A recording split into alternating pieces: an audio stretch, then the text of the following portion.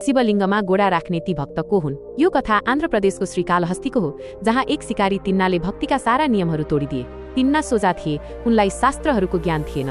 तर एक दिन जब उनले जङ्गलमा एक शिवलिङ्ग देखे, उनलाई लाग्यो कि यो नै उनका भगवान हुन् र उनी एक्लै अनि भोका छन्। तिन्नाले त्यही क्षण शिवलाई आफ्नो भगवान माने। तिन्ना दिनभर जङ्गलमा शिकार गर्थे र शिकारबाट फर्केपछि रातको ओझेलमा शिवलिङ्गको छेउमा आउँथे। तिन्नाको भक्ति अनौठो थियो। उनी स्वर्णमुखी नदीबाट मुखमा पानी भरेर ल्याउँथे र शिवलिङ्गलाई नुहाइदिन्थे। खानका लागि आफैले शिकार गरेको सबैभन्दा राम्रो मासु अर्पण गर्थे। मन्दिरका पुजारी बिहान बिहान आउँदा शिवलिङ्गमा मासुका टुक्रा र जुठो सामग्री देख्थे। पुजारी कन्नप्पाको यो अपवित्र पूजाबाट निकै दुखी थिए र बारम्बार मन्दिर सफा गर्थे।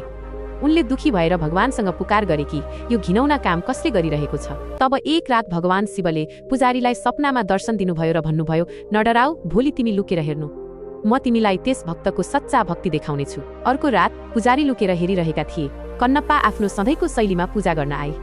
त्यत्तिकैमा शिवलिङ्गको दाहिने आँखाबाट अचानक रगत बग्न थाल्यो। कन्नप्पा अत्तालिए। उनले जडीबुटीहरू लगाए तर रगत रोकिएन। अन्तमा ती अनपढ भक्तलाई एउटै मात्र उपाय सुझ्यो, आँखाको बदला आँखा। कुनै पीडा वा सङ्कोच बिना उनले आफ्नोतिर लिए र आफ्नो दाहिने आँखा निकालेर शिवलिङ्गको आँखामा लगाइदिए। चमत्कार भयो, रगत तुरुन्तै रोकियो, तर लगत्तै शिवलिङ्गको देब्रे आँखाबाट पनि रगत बग्न थाल्यो। कन्नप्पाले बुझे कि अब उनले आफ्नो दोस्रो आँखा पनि दिनुपर्नेछ।